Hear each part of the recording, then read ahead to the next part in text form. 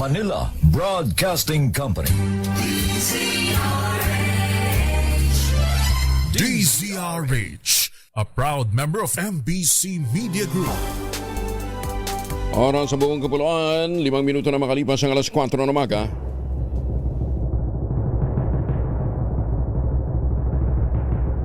And the Golden Dove for Best Science and Technology Journalist goes to Angelo Palmones, DZRH. Ito na ang 28th KBP Golden Dove Awardee, Best Science and Technology Journalist, si Angelo Palmones sa Magandang Umaga, Pilipinas! DZRH, Magandang Umaga, Pilipinas! Sa DZRH Radio, DZRH TV at DZRH Online. Kasama si Kuya Angelo Palmones. Magandang Umaga, Pilipinas! Midweek na ho tayo ngayon, ha? Ikalabing-4 ng Enero 2026. Ngayon po ay Miyerkules. Sa ulo ng ating mga balita, Pangulong BBM iniutos sa DILG gawin ang lahat ng paraan para mapabalik sa Pilipinas si Saldico. Tulong ng Interpol hiningi. Sara Diskaya nagpasok ng not guilty plea sa kasong graft at malversation.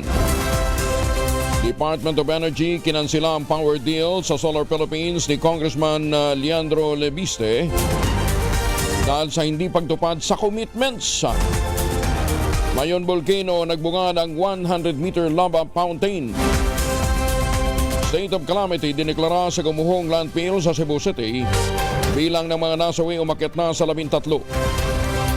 LPA pumasok na sa Philippine Area of Responsibility, posibleng maging tropical depression, tatawagin sa pangalang ADA. Kasama natin ang buong radyo natin FM nationwide, ang ating action radio station sa Luzon, Visayas at Mindanao, 91.7 BNFM Radio sa Cebu at 94.3 FM sa Jensen. Magandang Umaga, Pilipinas! Sa detalye ng mga balita, pumasok na sa Philippine Area of Responsibility ang low pressure area na malaki ang tsansang maging tropical depression sa susunod na 24 oras, kaunang-unahang bagyong papasok sa Pilipinas ngayon 2026. Tatawagin ito sa pangalang ADA. Ayon sa Pag-asa, inaasahang magdadala ng kalat-kalat na pagulan ang naturang sama ng panahon sa ilang bahagi ng Visayas at Mindanao sa mga susunod na araw. Ang LPA na pumasok sa PAR kahapon ng hapon ay namataan sa layong 1,000 kilometro east ng southeastern Mindanao. Kabilang sa mga lugar na makakaranas ng pagulan ng Davao Region, Caraga, Northern Mindanao, Sarangani, Eastern Samar, Leyte, gayon din ang Southern Leyte. Samantala, apektado naman ang northeast monsoon o amihan ang mga lalawigan ng Cagayan, Isabela at Aurora, habang easterlies ang magpapaulan sa Metro Manila at nalalabing bahagi ng Luzon. Ang katulad na panahon ay mararanasan din sa iba pang bahagi ng bansa apektado ng localized thunderstorms. Nagbabala naman ang Pag-asa na maaaring magdulot ng flash floods at landslides ang nararanasan mga pagulan sa mga nasabing lugar. Ako, sana naman wag na muna dyan sa Cebu dahil nga sa pahirapan ang ginagawa pa rin lang retrieval operation dyan po sa gumuhong landfill. Muling nagbuga ng lava fountain o panandaliang incandescent ang bulkang Mayon kahapon. Sa ulat ng Philippine Institute of Volcanology and Seismology, umabot ito ng taas na 100 metro sa summit crater at tumagal ng halos 35 segundo. Nananatiling nasa alert level 3 ang bulkan, mahigpit na pinagbabawal ang pagpasok sa 6-kilometer permanent danger zone. Bukod sa pag-alboroto ng Mayon, pinaghahandaan na rin ang banta ng lahar sa Albay dahil sa pagulan dala naman ng pagpasok ng unang bagyo sa ating bansa ngayong taon. Nilinaw ng Department of Health sa pamamagitan ng spokesperson na si Assistant Secretary Albert Domingo, walang pagtaas ng kaso ng super flu sa bansa at sa katunayan ay bumaba pa ito. Madami ng absent naming anchor. Asek, baka gusto nyo, reviewin nyo yung record. Ang daming uma-absent sa mga opisina, tingnan nyo nga. Pumunta nga kayo ng mga opisina sa Katerba naka-face mask ngayon, sasabihin nyo walang ay susme. Anyway, ayon kay Domingo, sa 24,091 na naitalang kaso ng severe acute respiratory infection sa buong bansa noong 2025, tanging 14 lamang ang subclade K variant o super flu. Paliwanag ng opisyal, influenza lamang ang nararanasan ngayon. Lumang sakit na ito, ngunit may bago lamang pangalan dahil ito ay nagpalit ng anyo. Yun naman pala. Tawag na nito, binigyan din ni Domingo na hindi dapat mangamba ang publiko sa super flu. Sumalit dapat ding maging maingat, lalong-lalo na sa mga bata at mga matatanda. Bumaba pa nga ho tayo eh. Ang naitala natin mula Enero 1 hanggang Disyembre 27 ng 2025 ay 24,091 na SARI, tawag natin dyan, Severe Acute Respiratory Infection cases. 14 lamang dito, Romel at Sister L, ang dahil sa subclade K or super flu. Datos po ito mula sa buong Pilipinas. Mas pababa ito ng 19%, no? Kumpara sa 29,600 na naitala noong 2024. Asek, marami hindi nagpapadoktor. Kasi nga hindi mo naman maasahan yung zero balance billing, drawing naman yan eh. Ay, ang dami yung, ako lamang ilang linggo naman itong sipo namin. Tumigil ka nga. Mag-surveillance kasi kayo, hindi kayo nakaasak lang kayo, nag-iintay kayo ng impormasyon dyan sa inyong upuan. Lumabas kayo ng opisina nyo, Doc. Para malaman nyo kung anong data sa mga probinsya. Alamin ho ninyo yung totoong numero, ha? Gumawa kayo ng, di ba? Mag-surveillance kayo eh. Huwag kayong umasa sa mga impormasyong nakakarating dyan sa inyong opisina. Pumunta ho kayo. Nagkalat eh, ang dami. Di ba? Yung iba nga hindi na nga tinatabla ng antibiotic eh. Kasi nga, viral. Ba't mo gagamitan ng antibiotic? Isinailalim na sa state of calamity ang lungsod ng Cebu kasunod ng pagguho ng Binaliw Landfill. Ayon kay Cebu City Councilor David Tumulak, ang ginawang deklarasyon ay para magamit na ang Local Disaster Risk Reduction and Management Fund sa isinasagawang search and retrieval operation sa mga nawawala pang biktima na natabunan ng basura. Naglaan din ang pamahalaan lokal ng 30 million pesos na budget para sa Quick Response Fund para sa pagpapatuloy sa mga naantalang garbage disposal services. Grabe ni Tumulak dahil sa nangyaring insidente, kailangan nilang maghanap ng site na maaaring paglagyan ng mga basura ng lungsod habang nagpapatuloy ang paghahanap ng ibang mga biktima. Sa ngayon, sumampa na sa 13 ang kabuuan bilang ng mga napaulat na nasawi mula sa gumuhong bundok ng basura, kung saan ang pinakahuling biktima ay isang 47 anyos na babae at isang 33 anyos na lalaki.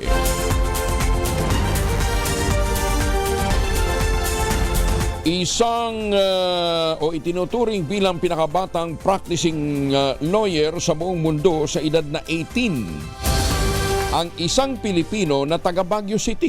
Bagaling ha. Inilalang na ito ang Pinoy lawyer na si Joseph Maynard Borja Erese. Isang legal prodigy, tinaguri ang Renaissance man at above 160 ang IQ o Intelligence Quotient. Sa edad kasing 18, nakamit niya ang kanyang Bachelor of Laws degree sa University of Southern Queensland at agaran nakapagtrabaho bilang abogado sa Supreme Court ng Queensland sa Australia noong pang 2015. Bukod sa pagiging abogado sa Australia, nakapasa rin siya sa 3 pinaka-prestigious na mga bar exam sa mundo. Kabilang dito ang Bar of England and Wales, New York Bar at Queensland Bar. Ganun kagaling ho ang mga Pinoy. Alam ba ito yung picture nito, Mamatina? Galing, para at least makita ho natin kung gaano kapogi itong Pinoy na ito, ha? Si Attorney Erese din ay merong Master of Corporate Law mula sa University of Cambridge, Bachelor of Laws, Postgrade Diploma in Legal Studies at Master of Laws mula sa Australia National University. Meron din siyang specialized program sa Harvard University. Pinoy po ito ha. Pero hindi nagtatapos sa pagiging abogado ang karera ni Erese dahil third degree black belter din naman ito sa Taekwondo. Aba, top-level basketball player na inalok ng scholarship sa mga pamantasan sa Amerika at maging sa Pilipinas. Kita nyo. Galing ha. Ito din po ay chess master. Lahat na lang. Oo. Ito rin po ay chess master. Magaling ding mag-violin. At nag-publish na ng fantasy novel sa edad na 8. Dahil sa pagiging genius nitong si Rese, pinagtibay ng Kamara ang House Resolution number 2072 bilang pagkilala sa pambihira nitong husay at talino at tinaguriang the most prodigious modern-day Filipino child prodigy. Bagaling, ano. Ang pangalan po niyan ay Joseph Maynard Borja Irese, isa pong Ilocano. Kabagyan dito'y Maganda umaga, Pilipinas! ano, akala nyo ha? Mga Ilocano. Di ba? Hindi kaya ano yun? Di ba si Apo Marcos ganun din? Talino din. Pumasa ng bar habang nakakulong. Maganda umaga, Pilipinas! Isang barangay sa Katarman, Northern Samar na madalas mahain nagpasaklolo na kay Pangulong Bongbong Marcos Jr. Detalye na balita mula kay Aris 34, Jane Galit Bantayan. May buntag naman, Jane. Humingi na ng tulong sa Malacanang ang Barangay Dalakit Bayan ng Katarman, Northern Samar, kung saan sumulat kay Pangulong Marcos ang pamunuan ng nasabing barangay sa pamamagitan ng barangay captain na si Barangay Captain na Franny Arillo na layuning humingi ng pundo para sa proyekto kontra baha sa nasabing barangay. Pro ng barangay sa baha kung saan ilang dekada nitong problema ng mga residente. Muli na naman itong nakaranas ng malawak na pagbaha nito lang nakarang malakas sa pagulan sanhi ng shoreline. Hanggang ngayon nanatiling baha pa rin ang nasabing lugar at patuloy na apektado ang maraming mga residente. Ayon sa barangay, sa kanilang official na Facebook page, ang sulat personal na pinaabot ni Punong Barangay Arillo sa Office of the President noong December 18, 2025.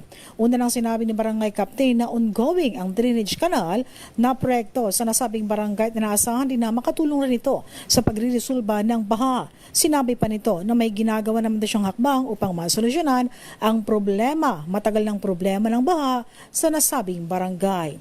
Mula sa Aksyon Radyo Katarman, RH34 Jane Galit Bantayan ng DCRH.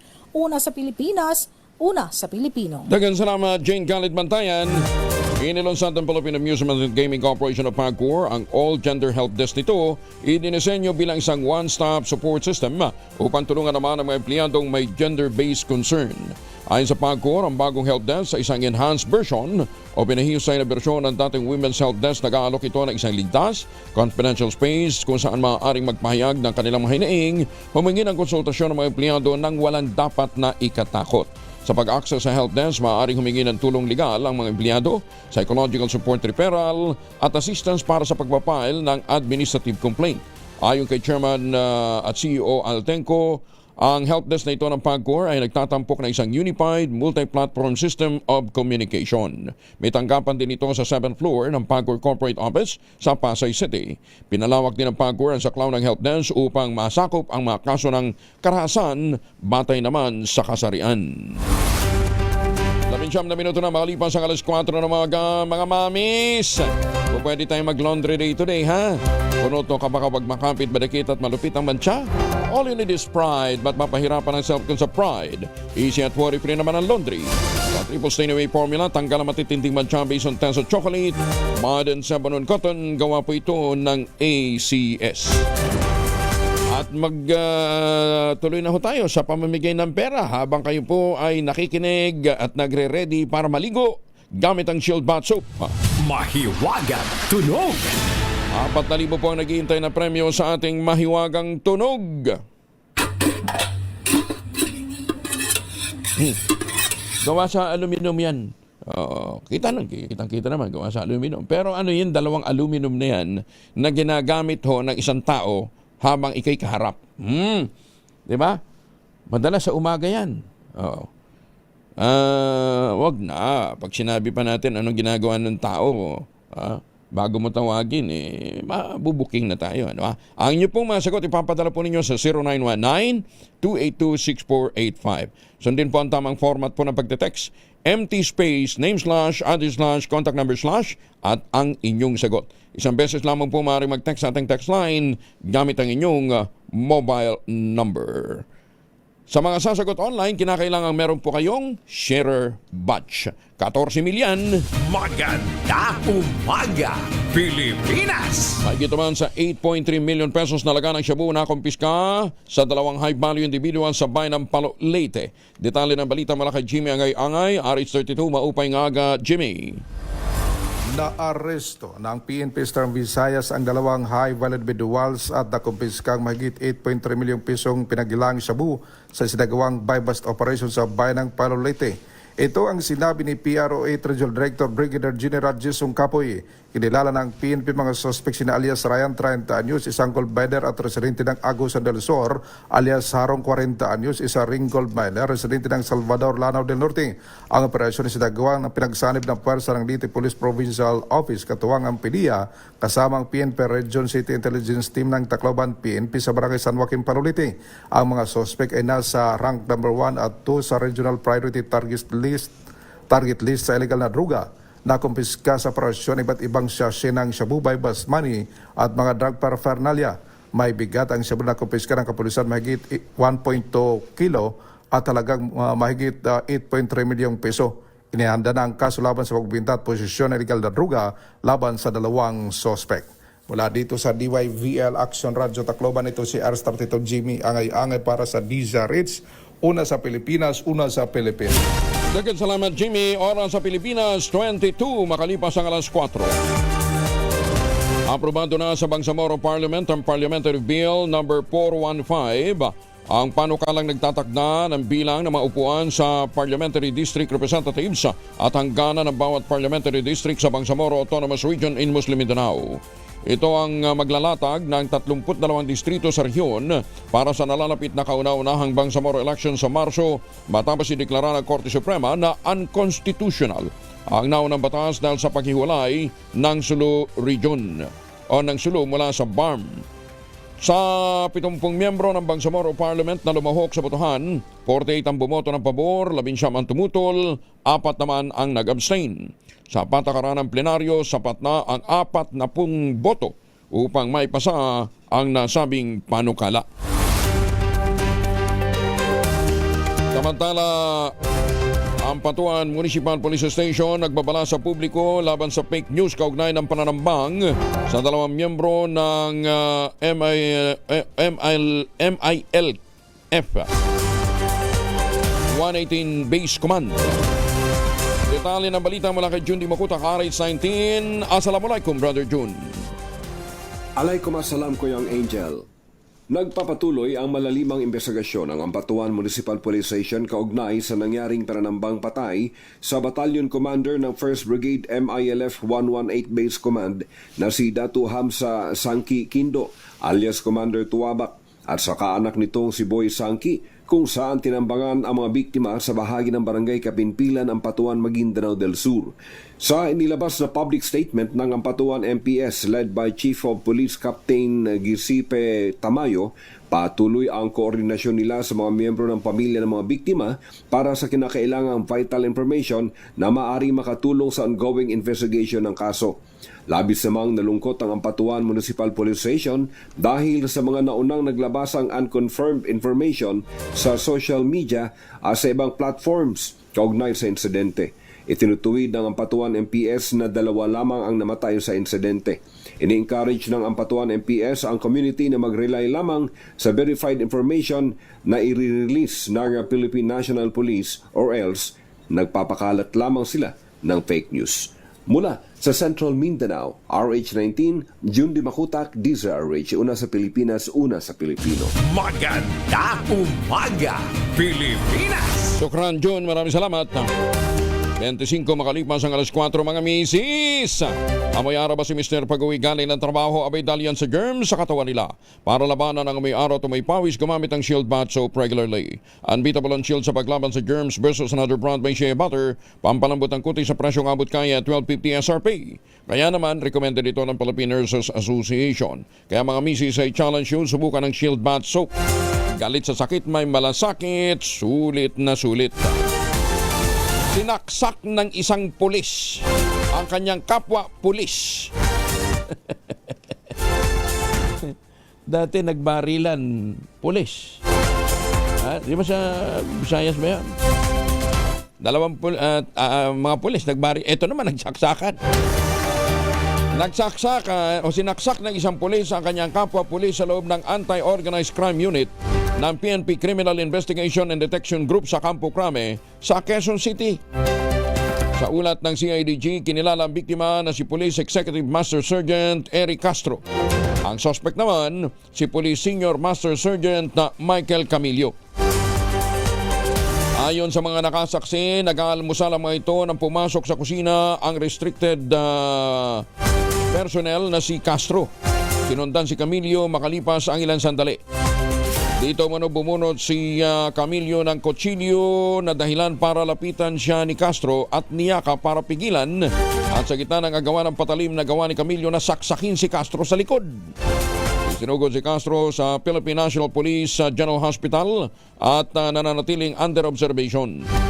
Sa inisyal na investigasyon, nakitaan ang biglang pagbabago sa behavior ang nanaksak na pulis na posibleng may kaugnayan umano sa kinakaharap nilang reklamo. Pareho kasing nasa restricted custody ang dalawang pulis dahil sa pagkakasangkot sa kaso ng pagnanakaw ng ebidensya sa Pogo Raid sa Bataan noong 2024 at nakatakdasan ang humarap sa piskalya. Inaresto si Camillo at naisa sa ilalim sa administrative at criminal investigation maging sa medical at psychological evaluation.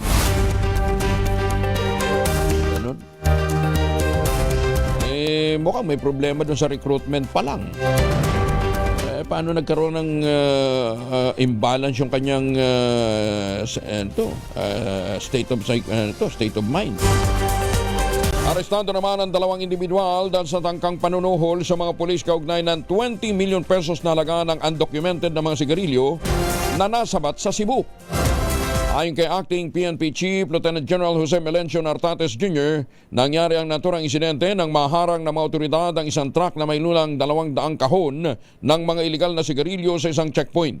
Dahilan para maaresto rin ang driver ng truck at ang kanyang helper.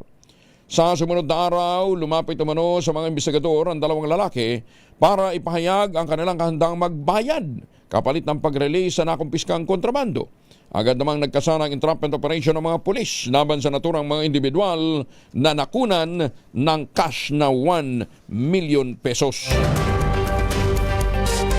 Nakumpiska naman ng Bureau of Customs ang halos 106 million pesos na halaga ng mga puslit na sigarilyo sa unang linggo ng 2026. Natagpuan ang mga smuggled na sigarilyo matapos magsagawa ng inspeksyon ang magkasanib na puwersa ng Bureau of Customs, Bureau of Internal Revenue, Philippine Coast Guard, PNP at Philippine Army sa isang compound sa barangay Santa Isabel de Lulupihan, Bataan noong January 9. Ayon kay Customs Commissioner Ariel Nepomuceno, natagpuan sa loob ng compound ang 12 sasakyang demotor na may kargang mahigit 1,000 master cases ng mga produktong may tatak na Modern, RGD, Nisei Baisha, HP, Power, Carnival, Playboy at President. Batay sa packaging, ang mga puslit na sigarilyo ay galing sa China, Vietnam at Korea, balak sana ang pamahagi sa Cagayan Valley at Central Luzon. Binigyan din ni Commissioner Nepomuceno na ang matagumpay na operasyon ay pagpapakita na walang humpay na pagsisikap ng Bureau of Customs para malabanan ang smuggling at maprotektahan ang kita ng gobyerno. Maganda umaga, Pilipinas! Top most wanted person naman sa Sual, Pangasinan, arestado. Detalye ng balita mula kay Freddy Pajardo, RH38. Masantos siya kabasan i-chikamin sa ating mga kababayan dyan sa Pangasinan, Freddy. Masantos siya kabusan, Kuyang Angel. Arestado ang suspect na top most wanted person ng Sual, Pangasinan na isang 31 anyos na residente ng nasabing bayan. Ayon kay Sual OIC Chief of Police Major Vincent Jasper Magsarili, pasado alas 6:20 ng gabi nang maaresto ng kanyang mga tauhan ng suspect sa bisya ng warrant of arrest na pinalabas ng RTC Alamino City sa kasong murder na walang piyansang pinagkalubang hukuman para sa kanyang pansamantalang kalayaan. Sa ngayon ay hinihintay na lamang ng mga otoridad ang ilalabas na commitment order ng korte para mailipat ang suspect sa BGNT. Mula sa Action Radio Pangasinan, ito si Freddy Fajardo, Aris 38, nag-uulat para sa DCRH una sa Pilipinas, una sa Pilipinas. Maraming salamat, Freddy. Maganda umaga, Pilipinas! Ay, baka kayo may mga importanteng lakad ha. May dalawang formulation ng family alcohol na pwede nating baunin, proteksyon ng pamilya laban sa mikrobyo. Yung family 70% isopropyl alcohol, especially prepared for clinics, hospital, pharmacies, laboratories, pero syempre, sa mga household, ayan. Very effective po yan sa disinfection at sterilization.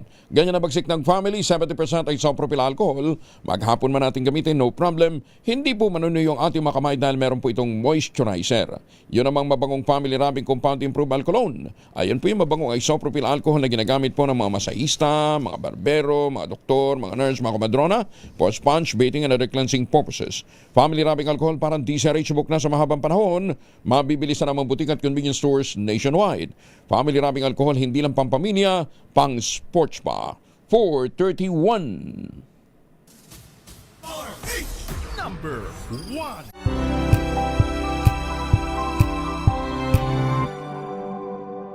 Kay 4 na makalipas ang alas 4 na umaga, speaking of San Miguel, happy birthday! Birthday po ngayon ni Boss Ramon Ang ng San Miguel. Ngayon pong Miyerkules, January 14, ay birthday ni Don Ramon Ang. Ayan, binabati siya ng mga tropang San Miguel, mga batang San Miguel. Si retired Brigadier General James Brillantes at Public Works Undersecretary General Charles Calima. Ayan, Bossing, happy birthday. Hindi niya alam, ninong ko siya at happy listening din, happy viewing sa ating mga suki dyan sa Los Angeles, California, kina Mr. and Mrs. Jessie Mandap at Chona Mandap sa Cypress, Los Angeles, California. Yan, Katunying, binabati ka rin ng advance happy birthday sa Friday, January 16 ng tropang San Miguel. Maganda umaga, Pilipinas! Birthday sila, ha? Tunying, bahala ka na sa breakfast, Inilansad ng Department of Agriculture ang pagpapalawak ng Benting Bigas Meron na ang pangunahing food program ng Pangulong Bongbong Marcos sa pamamagitan ng lokal na pamahalaan. Sinabi ng DA na sa pamamagitan ng mas malawak na saklaw, mas mahigpit na logistics at tuloy-tuloy na procurement ng pamahalaan, maihahatid na ang abot-kayang bigas sa mga nangangailang Pilipino habang pinalalakas din ang kita ng mga magsasaka. Pinangunahan ng Agriculture Secretary Francisco Chula Roel Jr. ang turnover kay Pangasinan Governor Ramon Guico III, Vice Governor Mark Ronald Lambino at iba pang mga opisyal ng lalawigan upang formal na ilunsad ang pagpapalawak ng programang 20 pesos per kilong bigas. Layunin itong maabot ng hanggang 60 million na vulnerable na mga Pilipino bago matapos ang taon. Sa Pangasinan pa lamang, tinatayang aabot ng 177,000 families o humigit kumulang sa 708,000 Pilipinos ang makikinabang sa subsidized na presyo ng bigas. Target ang programang matulungan ng mga senior citizen, mga indigent, mga magsasaka, mga mangingisda, person with disabilities, mga solo parents, mga minimum wage earners at iba pang sektor na unang naapektuhan at pinakahihirapan tuwing tumataas ang presyo ng mga bilihin. Idinisenyo ang Benting Bigas bilang isang two-prong intervention sa panig ng mga mamimili at pinagagaan din ito ang epekto ng pabago-bagong presyo ng pagkain sa mga kabahayan. Samantala, lumagda naman sa isang memorandum of agreement ang SM Prime Holdings Incorporated at ang Philippine Military Academy para sa konstruksyon ng Henry C. Senior Hall sa Fort del Pilar sa Baguio City. Ang nasabing proyekto ay naglalayong magtayo ng isang two-story building na may multi-purpose hall at kayang mag-accommodate ng hanggang 2,500 katao. Magagamit ang naturang gusali para sa pagsasanay, mga opisyal na pagtitipon at mga indoor sports. Bukod dito, kasama rin sa development ang mga opisina at isang 1.6 km running track na susuporta sa iba't ibang aktibidad ng mga kadete. Idinisenyo ng JSLA Architects ang naturang typhoon resilient na proyekto bilang pagsasaalang-alang sa klima sa Baguio at ang pangangailangan ng PMA para sa isang matibay at pangmatagalang istruktura. Bahagi ng kolaborasyon ng PMA at SM Prime nang nagpapatuloy na layunin ng akademya na magbigay ng mga pasilidad na makatutulong sa paghubog ng mga lider ng may integridad at dedikasyon sa serbisyo.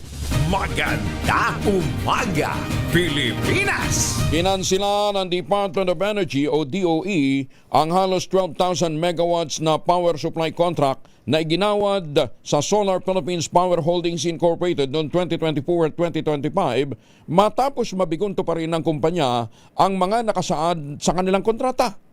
Nabatid ng naturang kumpanya ipag-aari ni Batangas 1st District Representative Leandro Leviste na muna nagbenta ng mahigit 22.59 billion shares sa Meralco. Ayon kay Energy Secretary Sharon Garin, ang mga kontratang napanalunan ng kumpanya sa ilalim ng iba't ibang Green Energy Auction Program ay natapos na noong pang Disyembre ng 2025. Sa kabila niya ng paulit-ulit na abiso ng ahensya, kabilang ang paglalabas ng show cause order, mga kahilingan na i-renew ang kanilang performance bond, wala umanong natanggap na tugon mula sa kumpanya Lelibiste ang Department of Energy. Dahil dito pinatawa ng 24 billion penalty ang kumpanya, kabilang ang performance fund, pati na rin ang mga contractual obligations tulad ng inaasahang gasto sa proyekto at iba pang financial obligations gaya ng training and development fund at iba pang nakasaad sa kontrata. So ibig sabihin, hindi pa nakakapag-comply doon sa commitment na ibenta na. Abay, kagaling na negosyante. In the meantime, tayo pong mga taxpayer, tayo mga kumukonsumo ng kuryente, ang pumapasan dito ho sa negosyo ng mga kumpanyang may kinalaman sa renewable energy. Tingnan ho ninyo yung inyong mga billing. Meron po diyang PIT-all, feed-in tariff, PIT-all. Yung PIT-all na yan ho ang inyong binabayaran regularly para ho masiguro na hindi malulugi ang mga investor sa renewable energy. Kung sino pang mahirap, siya pang pinahihirapan para manatiling mayaman ang mga negosyante. Kagalingan meron pa, huwag kayong mag-alala, may dagdag pa dyan. Yung green energy allowance, meron na rin ho yan sa inyong mga bill. Maganda umaga, Pilipinas! Ay, sus, may pambili na sana natin yan ng tangerine chocolate. Doon ho sa mga pabalik ng Pilipinas, kung magpapasalubong ho tayo ng tsokolate, wag na hong imported, wag na ho yung gawa sa ibang bansa. Baka yung cacao beans dyan, nagaling din ho sa Pilipinas. Sa tulong po ni Dr. Helen Tan, yung po mga planting material na cacao galing Davao, hinakot po yan para maitanim sa ilalim po ng mga nyugan dyan po sa lalawigan ng Quezon. Kaya ngayon ay nagpuproduce na husiran na dekalidad na cacao beans, pinaprocess para maging tangerine chocolate.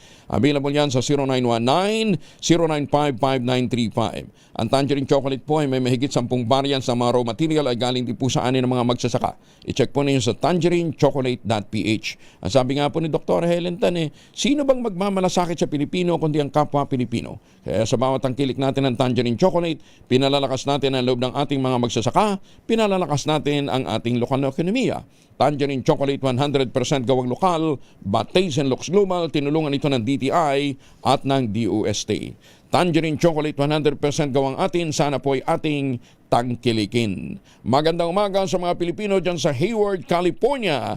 Evan Lang, Ma'am Evan Lang dyan po sa Las Vegas, Nevada. Good morning. Maganda umaga, Pilipinas! Si Eddie Gutierrez daw po tinamaan ng life-threatening infection. Hindi kaya superflu yan. Alamin natin ang detalye mula kay Morley Alinio. Morley, good morning.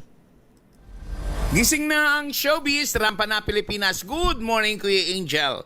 Iba na talaga kapag ikaw ay nagkakaedad na, yung senior citizen ka na, marami ka nang nararamdamang sakit sa iyong katawan. Tulad nga ni Eddie Gutierrez na nagkaroon ng life-threatening infection na kung saan ay natuklasang may malubhang infection sa kanyang katawan na kailangang gamutin. Ito ay ang prostate and spinal issue. Problema din sa kanyang pag-ihi, ugali, sa kanyang kalamnan at sa kanyang gulugod.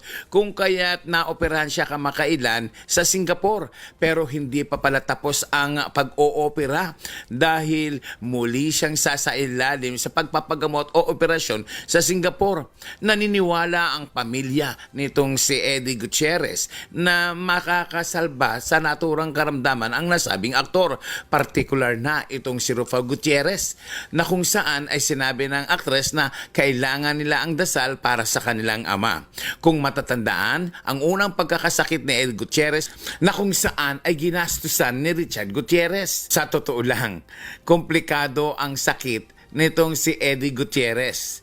Pero at least, ngayon daw, medyo malakas na ang naturang aktor at nakakain na ito ng maayos. Yan ang ating DZRH Showbiz Artist News. Ako po ang inyong RH47. Morley Alinyo para sa DZRH, una sa Pilipinas, una sa Pilipino. Babu! Maraming salamat, Morley.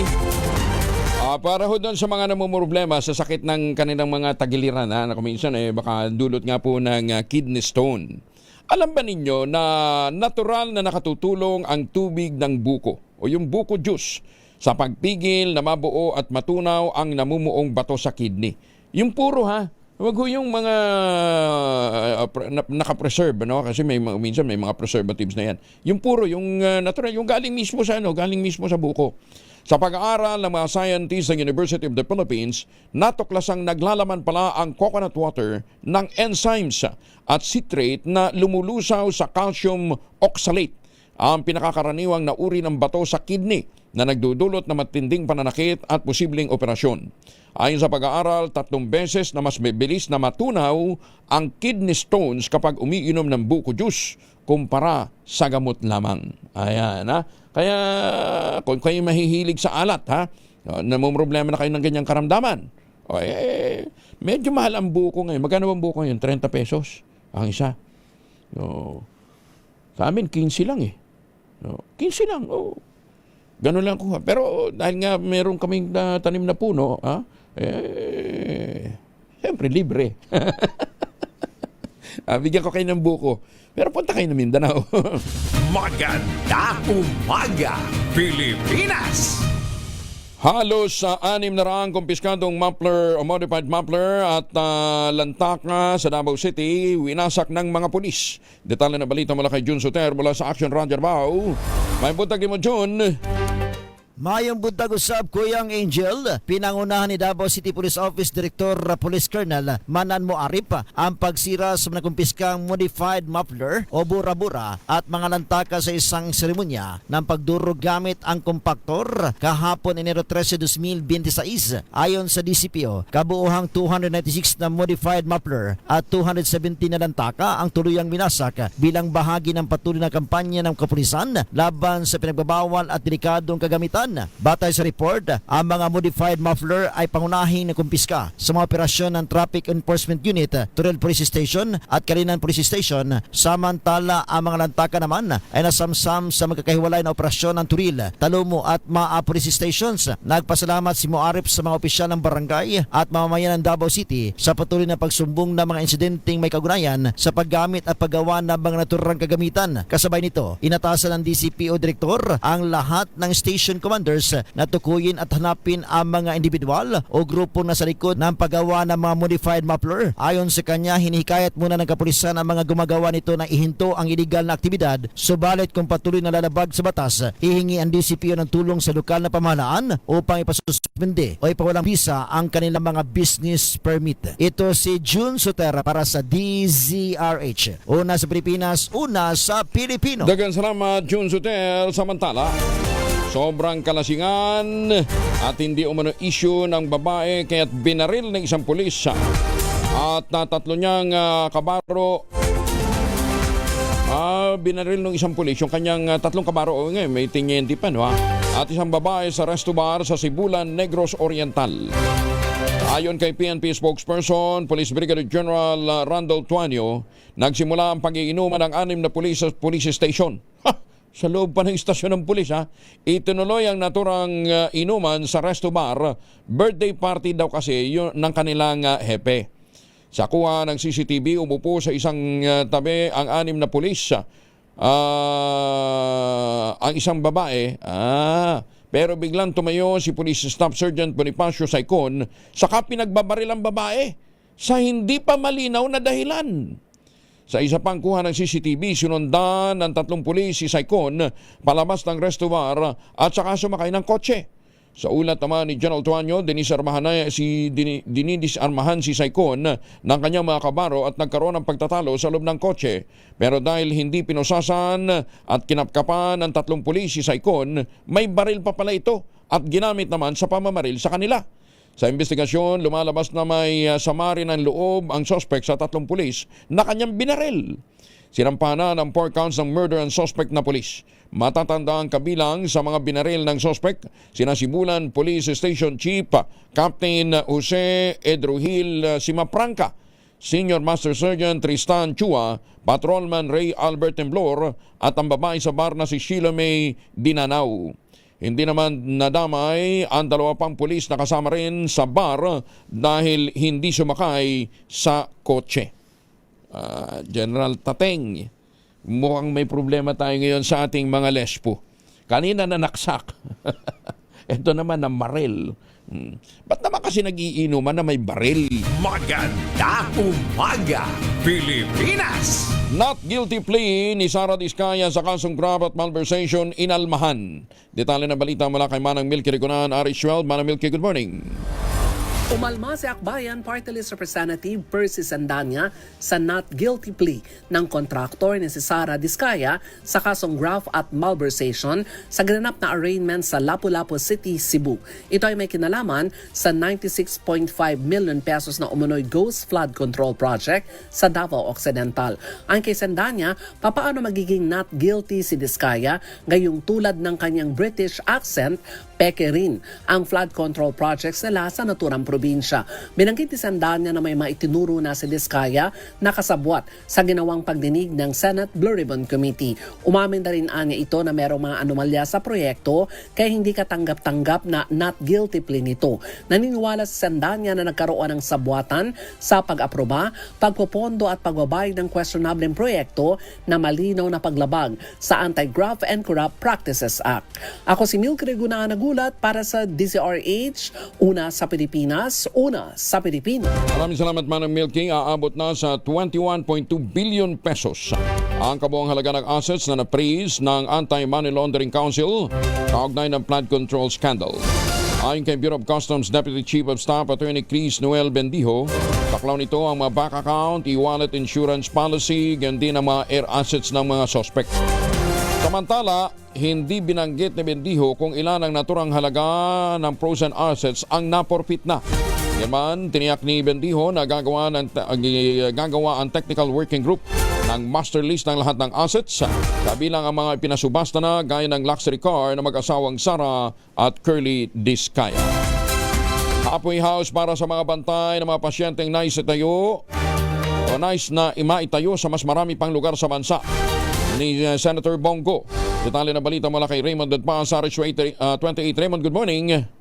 Mahalaga ang papel na ginagampanan ng mga bantay sa mga pasyente kapag may nagkakasakit na nakakonfine sa mga ospital. Ito ang deklarasyon ni Senador Christopher Bongo kasunod ng isinusulong na pagtatayo ng karagdagang halfway house para sa mga watchers sa mga ospital. Lalo na ngayon na marami ang naitatalang nagkakasakit dahil sa panahon ng taglamig.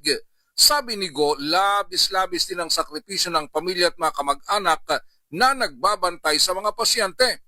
Dapat din alagaan ang kanilang kapakanan habang nagsisilbing watchers sa ospital. May mga miyembro ng pamilya na handang magsakripisyo para sa kanilang may sakit na pamilya man o kamag-anak. Ayon kay Go, isang simpleng paraan ng pagkilala kung magkakaroon ng halfway house o lugar kung saan pwedeng magpahinga ang mga bantay ng mga pasyente.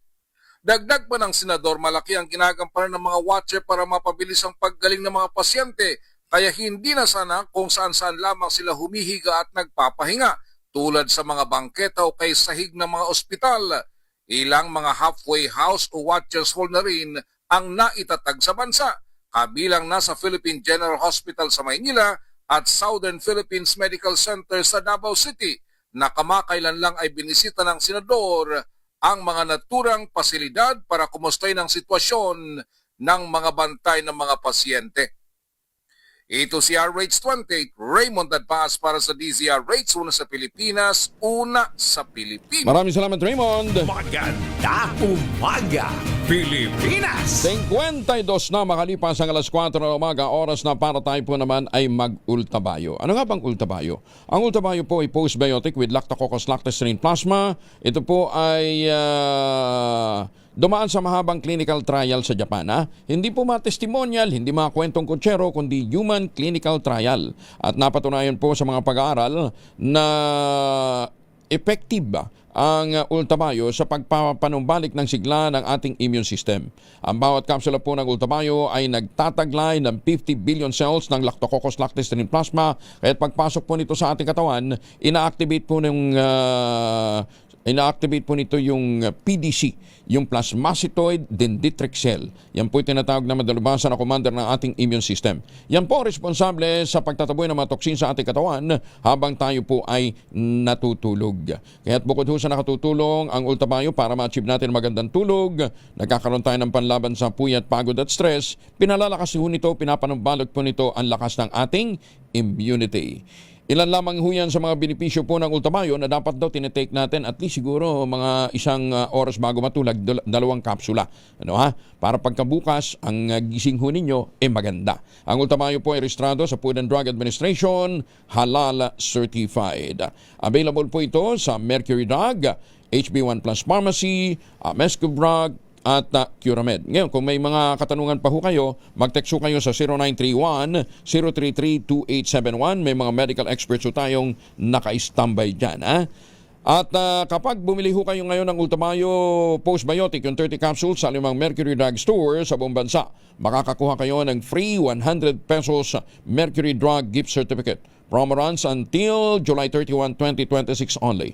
Per DOH, FDA, CFRR Permit Number 0981, Series of 2025. Mahalagang paalala ang Ultamayo ay hindi gamot at hindi dapat gamitin panggamot sa anumang uri ng sakit. Tumutok sa DZRH at manalo ng instant 1,000 pesos sa Pasko Panalo Malacash Promo kasama ang Pride Detergent. Tapos na ang Pasko. Pero wala pang Chinese New Year. Yan, Kaya tuloy ho yung ating pamimigay, Ang tropang pogi ni Sherwin Alparo kasama ang Pride Detergent ay nandyan ngayon sa Barangay Commonwealth sa Quezon City. Ayan, Quezon City. Barangay Commonwealth, Quezon City. Ready na ba kayong tandaan ang ating word of the day para manalo ka ng DZRH Mini Component? Eto na! Ang ating word of the day ngayong oras na ito ay skein. Skein. S-K-E-I-N. Skein. Yan, sa Tagalog daw po yan ay pulupot ng tali o yarn. Ayan. Mahirap yarn. Pulupot o tali. Maganda umaga, Pilipinas! Balik tayo sa mga balita. Para ho doon sa mga nag-aabang ng mga pelikula ng nag-aabang, mga gusto pang manood ng mga pelikula ng Manila Film Festival, Metro Manila Film Festival. Hanggang ngayong araw na lang maaaring mapanood sa mga sinihan. Yan ang ibabalita sa atin ni Gorgie Rula. Gorgie, good morning. Hanggang ngayon ay wala pa rin inilabas na box office results ang Metro Manila Film Festival na nagtapos na noong January 7. Pero na-extend ito hanggang ngayong araw, January 14, kaya hintayin na lang natin kung ano ang magiging resulta nito sa takilya. Pero ang sabi nila, hanggang January 7 ang daw dapat talagang ibibilang. Pero ikinonsider pa rin pala itong extension ng 1 linggo. Kaya lang, malungkot pa rin ang mga producers dahil hindi pa rin daw ito kasing lakas kagaya ng mga nakaraang taon. Ang isa pang pinangangambahan ng karamihang filmmakers ay pababa na raw ang kinikita tuwing MMFF. Kaya natatakot na raw sila at baka mas malala pa sa susunod na Film Fest. Maraming mga suggestions ang ipinupost sa social media at sana i-consider daw ito ng Executive Committee ng MMFF. Ang inaasahan nila ay sana merong pambatang pelikula. Kaya ngayon pa lamang ay pinaghahandaan ito ng ilang mga filmmakers. Ngayon pa lang ay napapag-usapan na may gagawin daw ng isang children fantasy ang GMA Pictures Pictures. May usap-usapan ding magkakaroon daw ng collaboration sina Vice Ganda at Vic Soto. At kung matutuloy ito, tsak na isa ito sa kaabang-abang na entry kung makakapasok nga sa susunod na MMFF. Kailangang makabawi na raw sa ngayong taong Film Fest dahil marami ang nadismaya sa resulta nitong huling Metro Manila Film Festival. Gorgie Rula po nag-uulat mula sa Showbiz ng DZRH, una sa Pilipinas, una sa Pilipinas. Maraming salamat, Gorgie. Obe, tama-tama. May isang Dubai company na nasa digital infrastructure planong mamuhunan sa Pilipinas. Yan ang ibabalita sa atin ni Let Narciso, RH14. Let, good morning. Nakipagpulong si Pangulong Ferdinand Marcos Jr. sa executives ng Damac Digital sa sidelines ng dinadaluhang Abu Dhabi Sustainability Week sa UAE.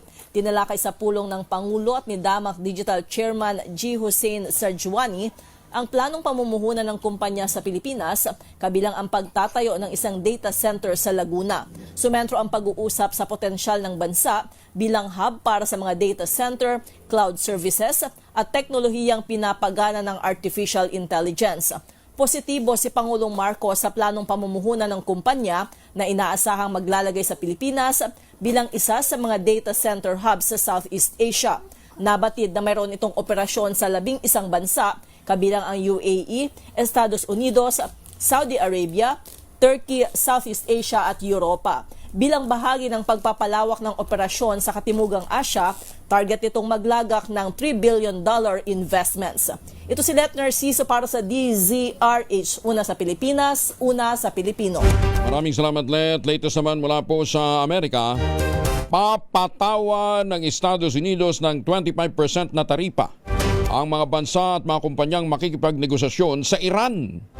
Sa anunsyo ni US President Donald Trump sa pamamagitan ng kanyang X-account, effective immediately ang nasabing taripa. Ito bilang parusa sa Iran dahil sa paraan ng kanilang paghawak sa mga protesta na nag-ugat na sa matinding krisis sa ekonomiya ng bansa.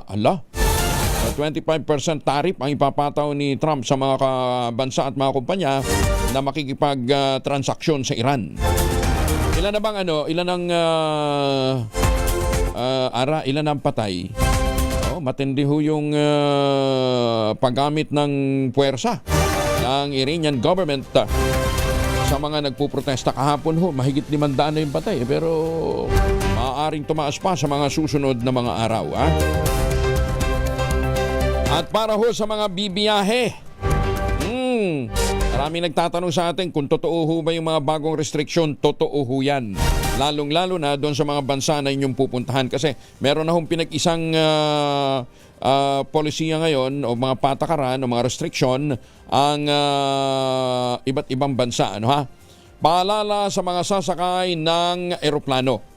Narito po ang 10 bagay na bawal dalhin. Sa alin man pong panig ng mundo kayo pupunta, Number 1, mga armas o matutulis na bagay. Halimbawa, baril, pana, kutsilyo, gunting, matalim, gunting na matalim, blades at iba pang bagay na maaaring maging sandata.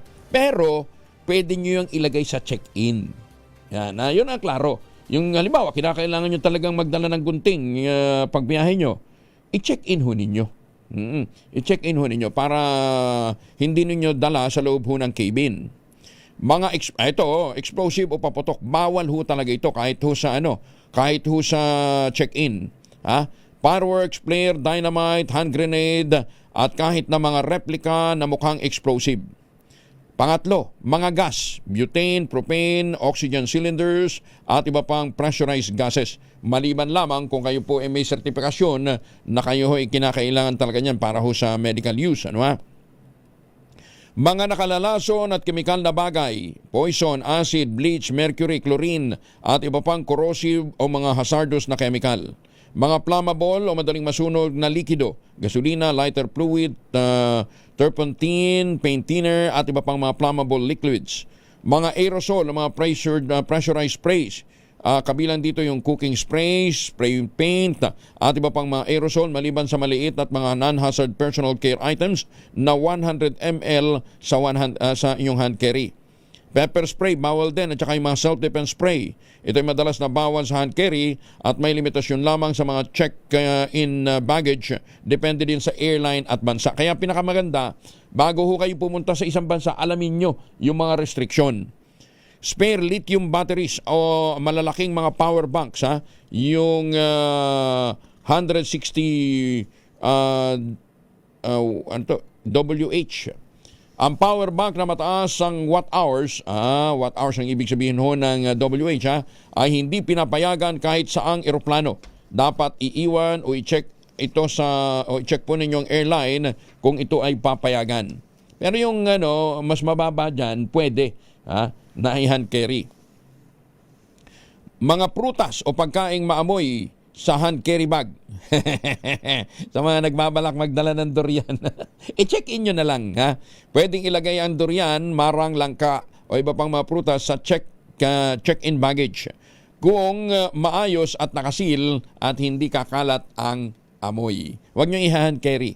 Mga bagay na hindi ligtas tulad ng hugis o gamit, tulad ng baton, baseball, golf bats, large tools, at anumang matitigas sa bagay na pwedeng makasugat o magamit na sandata. Ilagay nyo yan sa check-in luggage po ninyo o check-in baggage po ninyo. Ayan, ha? At ito pa, ha? Dun ho sa mga may dalang gamot. Siyempre, mag-hand carry ka, di ba? Huwag ho ninyong ilalagay dun sa inyong dun sa kit. Ha? Yung bang yung kit na may araw na gano'n. Wag ho ninyo, ilagay ho ninyo sa original na lalagyan. Yung may established na pangalan. Kasi marami po palang mga senior citizen ngayon, ginagamit na rin na mule ng mga drug syndicates. Kaya pag ang inyong bit-bit na gamot, walang malinaw na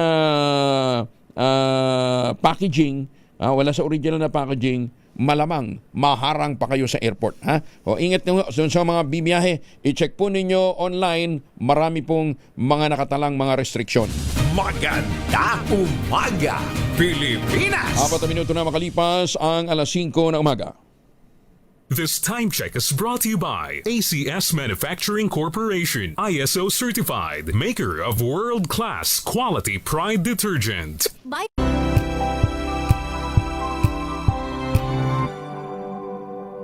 Pilipinas! January 14, 2026. Ngayon po ay Miyerkules. Kasama na natin si Alzar Aurelio mula sa Pag-asa. Alzar, good morning. Good morning po sa inyo lahat. At ngayong araw, asahan pa rin ang mga pag-ulan sa bansa. Dahil po yan sa shear line. Dahil po sa northeast monsoon at yung trap ng low pressure area. Makakaranas ng maulap na kalangitan na may mga kalat-galat ng pag-ulan at thunderstorms sa Eastern Visayas, Davao Region, Caraga, Camiguin, Misamis Oriental at Bukidnon. Maulap din na kalangitan na may mga kadalasan may hina hanggang sa katamtamang pag-ulan sa Cagayan, Isabela at Aurora. Sa kababayan po natin sa Cordillera at sa labing bahagi ng Cagayan Valley, makakaasa po tayo ng maulap na paporin na may mga mahihinang pag-ulan. Sa lalabing bahagi ng bansa kasama ang Metro Manila ay magiging maganda at maliwalas ang panahon maliban sa mga isolated na mga pag-ulan. Yung ating binabantayan ng low pressure area nasa loob ng ating Philippine Area of Responsibility nasa dayong 765 kilometers silangan ng Davao City. Itong low pressure area ay nanatiling may chance na maging bagyo at maaaring ngayong araw o bukas maging bagyo ito na kusan ay papangalanan po natin na ADA. Ang magiging track ng low pressure area na posibilidad na maging bagyo ay lalapit sa east ng Visayas o sa Eastern Visayas and then dadaan malapit sa Bicol region hanggang sa ito'y mag-recurve, lalayo sa ating bansa pagdating sa east ng Cagayan Valley. Yan ang ating update mula sa Pag-asa. Ako po sa Alzar D. Aurelio. Nako, Alzar, di ang tatamaan nitong si Ada kung sakasakali, Visayas. Posibleng naman na maapektuhan ng Visayas at ganoon din Bicol region. Bicol. Saan banda sa may Visayas to? Bandang Leyte? Sa ngayon po sa may Samar provinces ang Samar. maapektuhan na. Hindi naman Cebu. Hindi Region 7. O pwedeng maabot din. Pwede din pagka nagbago ang current direction po. Naku, kasi mukhang malawak ha. Malawak-lawak yung kanyang sirkulasyon. Sige, monitor na. So within today or tomorrow, ano ha? Ang pag-develop nito into a storm. Sige. Thank you, Alzar. Maraming salamat. Maraming salamat po. Alzar Aurelio mula po sa Pag-asa. Isunod na natin si Dr. Teresito Toto Bacolcol ng PBOX. Director, magandang umaga. Yes, sir. Good morning din po sa inyo. May probability daw po na itaas natin sa alert level 4 ang Mayon. Well, the possibility is always there, pero so far, hindi pa naman natin kailangan pang itaas ngayon. Okay. Again, yung fountaining niya kahapon, iba yun? Hindi na ito nasundan. Ang lava fountaining kahapon ay masyadong mabilis. 35 seconds lang, and maabot lang ito ng 100 meters. So, hindi pa to enough to say na kailangan nating itaas na kasi meron ng mag-transition na to an explosive eruption. So, again, masyadong maigsi yun, yung duration, 35 seconds, dapat several minutes and then hundreds of meters yung lava fountaining, dapat continuous. Hindi kaya ano yun, phreatic lang siya? Nagkaroon lang ng interaction? Hindi. Hindi? Hindi, parang short burst of gas. Okay. Tapos may mga indicator pa rin na talagang pwede siya mag-trigger ng isang explosive eruption. So far wala pa tayong nakikita ngayon. Medyo umaangat yung sulfur dioxide, 1,387 tons per day. Pero mababa pa rin ito. So nasa effusive eruption pa rin siya. Kumbaga. Yes, that's right. Effusive eruption pa rin. Gaano karami ang team natin doon, Director? Marami na tayong teams ngayon, siguro mga nasa 8. Ginoo ko. Kala ko naman napakaraming tao binabanggit ninyo. 8 pa rin? Oo. Sa bagay, sa dami na minomonitor ninyo, na vulkan at saka typhoon earthquake area. Oo. Ay, sus, may Ginoo. Sa mga natin, policy makers natin, bilisan naman ninyo ang pagdagdag ng tao ng PBOX. Ay naman. Yung 8 na yon, 8 team o 8 tao? 8 tao. Kung Ginoo. 8 tao nagme-monitor doon sa pumuputok na bulkan 24/7. May mga tapos meron tayong galing din sa main office na nag-go around right now. Pinumapa yung hazards, and of course at the same time nagka-information dissemination campaigns din sila. Oo. Gaano karami, ilan na bang staff talaga ng PBOX yun? 252. Tapos kalahati pa rin yan job order. That's right. Pero yun na nga, i-request na namin to sa DBM, sa civil service. Kaya sumasama loob natin, lalo pag naririnig natin na naibulsa yung pondo sa flood control. Samantalang sa PBOX po kailangan ng tao para sa modernization. Tapos ang entry level nyo nasa 20,000 pa rin, Director? Yes, more. Yes. 20,000. Gaano kalaking take home nun kung plus hazard?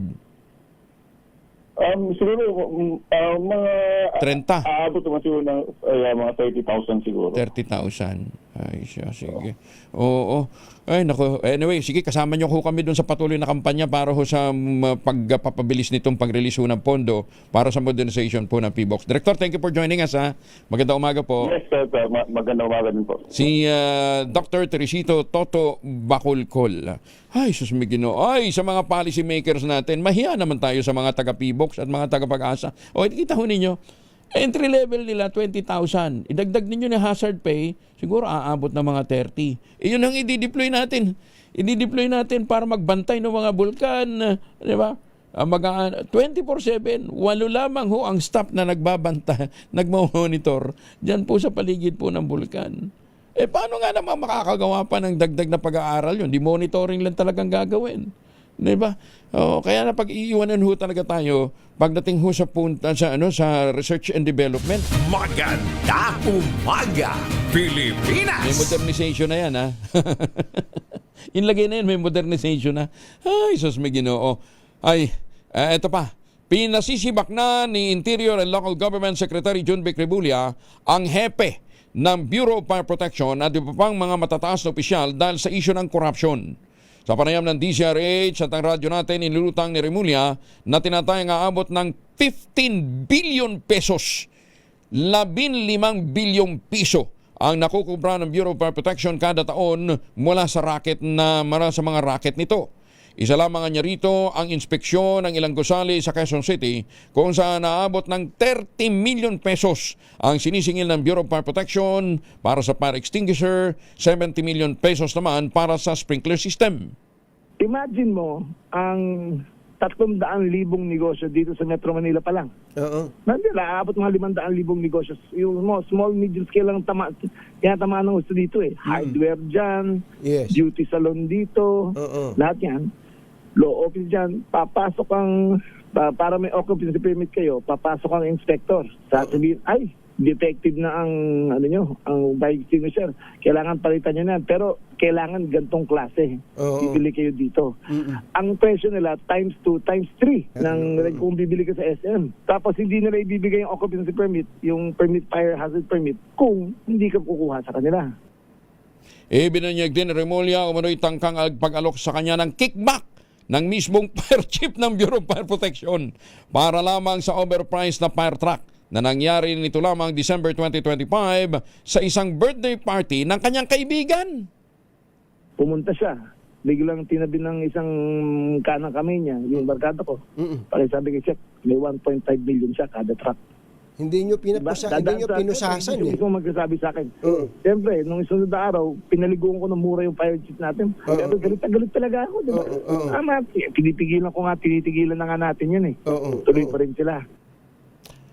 Git ni Remulla, Bureau of Fire ang pinakakorrupt sa lahat ng ahensya na nasa ilalim ng DILG.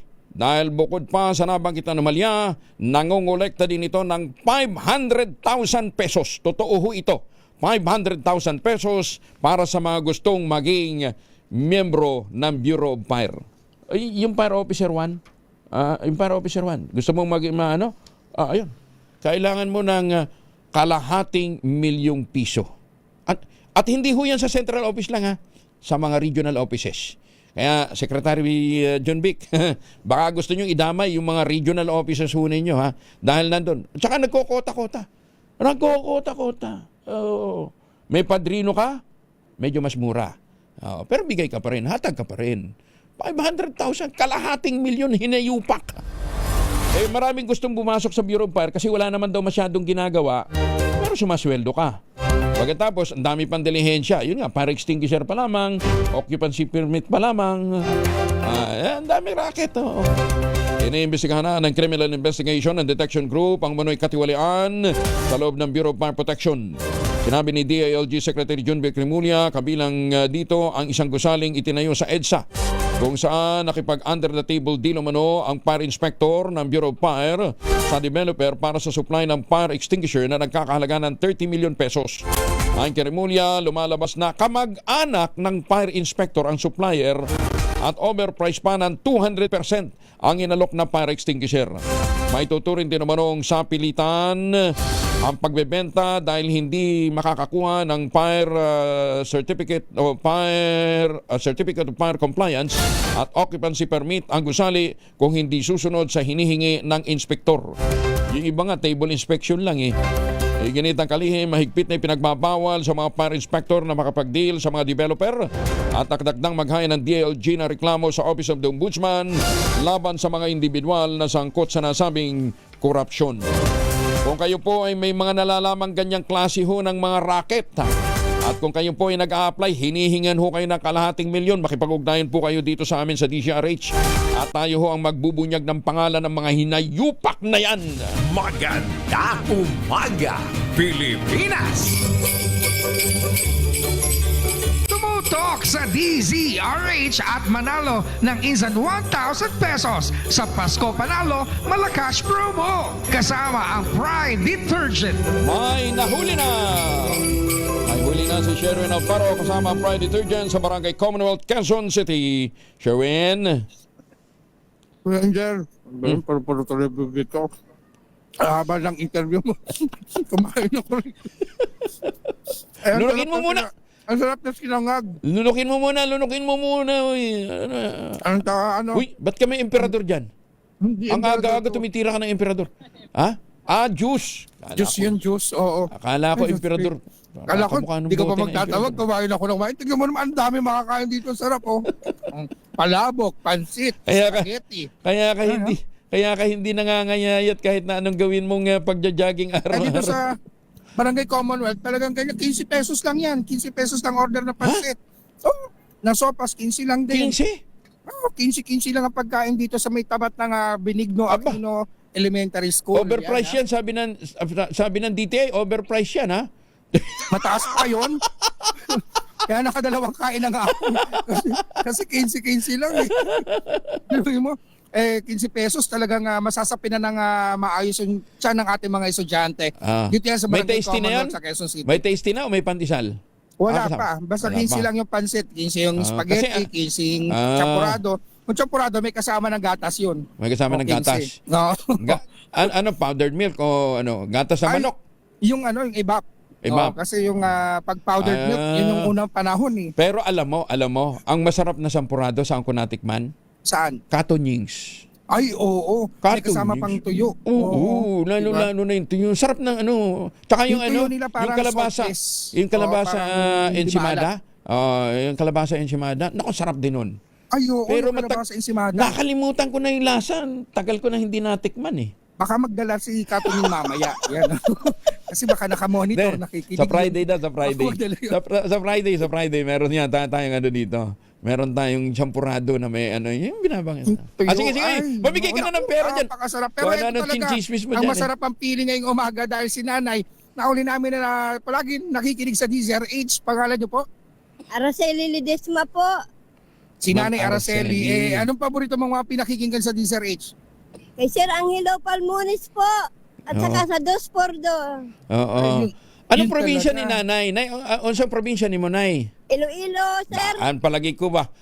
Dugay na kadire. Dugay na kami tider sa Commonwealth. Kinsa upo di mo gastarda sa imo balay? Akon bana at saka mga bata namon, sir. Pila di imong bana? Pila imong bata? Kumbina. 4 lang, sir. 4 lang. Oo. Napalagi sexy pa rin. Oo. Graduate na tanan? May mga asawa na, sir. May mga pila mo apo? 6 pa lang, sir. 6? Uy. Ako lang imong 1,000 ron. Padungagi kay Sherwin. Talagang sa akin kagad. Di ba dapat sa'yo muna? Sige, bigay mo na yung premyo, Sherwin. Baka madalayan dyan pa tayo dito. Dahil paborito nyo ang DZRH at paborito nyo si Angelo Palmones. Eto, meron kang 1,000 pesos. Thank you, Lord. Thank you po, Sir Angelo Palmones. Good morning po. Good morning. Yung word of the day? At kapag nakuha mo yung ating word of the day, meron kang DZRH mini component. Skin. Ayan, ito no? Ito yun, Angelo, dahil si Nanay nagtitinda ng school supplies. Ito yung isa rin sa mga tinitinda na skein of yarn. Yan, ang tawag ito. Ang sinasabi lang natin, pag bumibili tayo, isang rolyo ng yarn. Pero ang tawag talaga dyan, 1 skein ng yarn. Yan, isang skein ng yarn. Okay. Yun, dahil dyan, nakuha nyo yung ating word of the day. Ito meron kay DZRH mini component. At syempre, dahil malapit ang Chinese New Year, sa February 17, eto meron kayong DZRH grocery basket para sa Chinese New Year. May handa kayo. At meron din kayong pinakamalaki, pinakamabango, pinakabago ang Pride with Fabric Conditioner Korean Strawberry Bloom Detergent Powder with Stain Away Formula. 2 kilo yan. Kaya naman napakarami yung malalabahan, Nanay. Thank you po, Sir Angelo Palmones. Nay, naiaral ako pamangkot man. May pamangkot ko. Hindi man sila kasabot sa aton kuan na istorya. Sige po. Kuan lang ba? Kanang tinud-anay lang ba? Opo. Kanang imo kaatbang gapamangkot sa imo ha, Pugi? Si Sir Erwin? Hindi man. Gipala ginto. Ginsiling nyo man ang ngalan. Sabi ko sikreto ba? Kala mo, di ko naintindihan, ha? Ano, ma'am? Malapit na yung festival dyan sa Iloilo. Pasagutin mo muna. Ma'am. Apo. Ano man, ma'am? Mukhang ati-atihan. Ano man? Gwapo?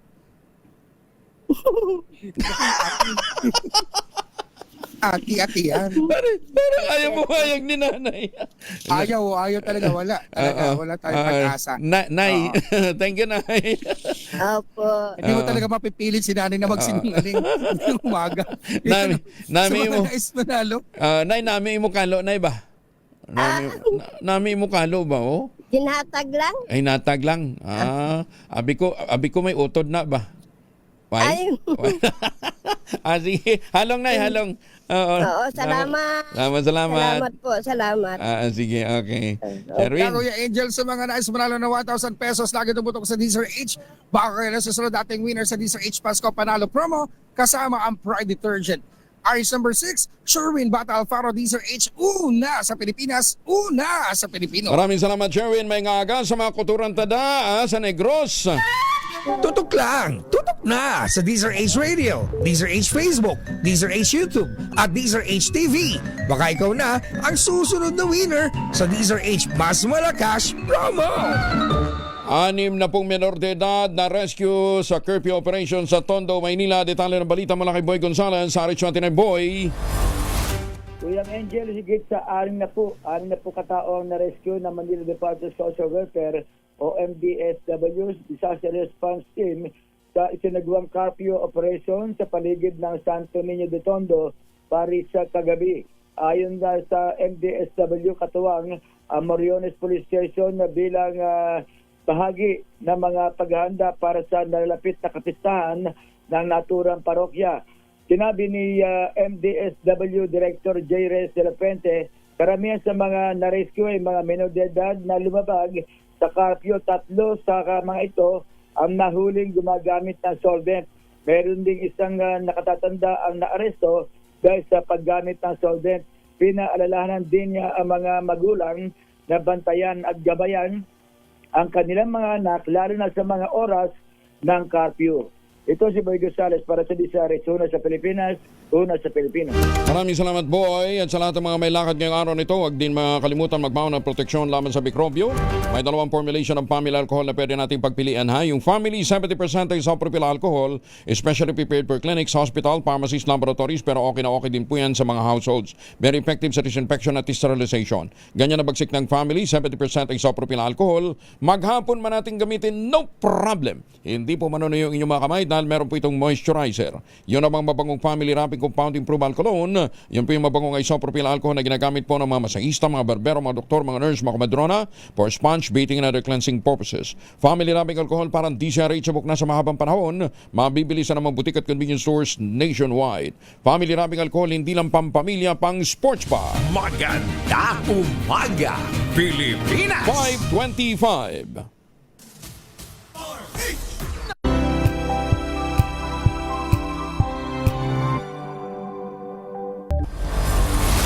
$29 na makalipas ang alas 5 na umaga. Alamin natin ang presyohan ng mga pamili, mga binibenta dyan sa Panghulo Market sa Malabon. Edwin Duque, Aris 23. Edwin. Ay, buntag Kuya Angel, bahagyan na kaso na presyo ng karni dahil 370 magiging kasi sa Pangulong Malabon at sa pupisa rin tinaas ng liempo mula sa 370. Ngayon ay 390 pesos bawat kilo. Itong pataunahan ay 330, ang mulihan ay 320. Pero yung manok Angel ay hindi naman palaw dahil nasa 200 pesos pa rin. Maging yung pakpak, pwede sa pakpak at suhaditas naman ay 140 pesos bawat kilo. Pero itong hindi pa pinagpilit ng presyo, itong camping ay 500 pesos at ang baka Angel ay 460. So, 10 piso kasi pagpalengke tinaas dito sa merkado. Yung presyo ng bangos, nagupan, ito medyo bumaba konti dahil 220 yung kilo, abang 180 naman yung galing na Bulacan at Pampanga. Ganon din ang tilapia, 130 mula sa dating 140, abang yung galing naman ng Bulacan, mabibili mo ngayon ng 90 pesos hanggang 120 pesos bawat kilo. Piling 280 hanggang 300 itong presyo naman ng galukto at 300 pesos sa presyo ng yellowfin.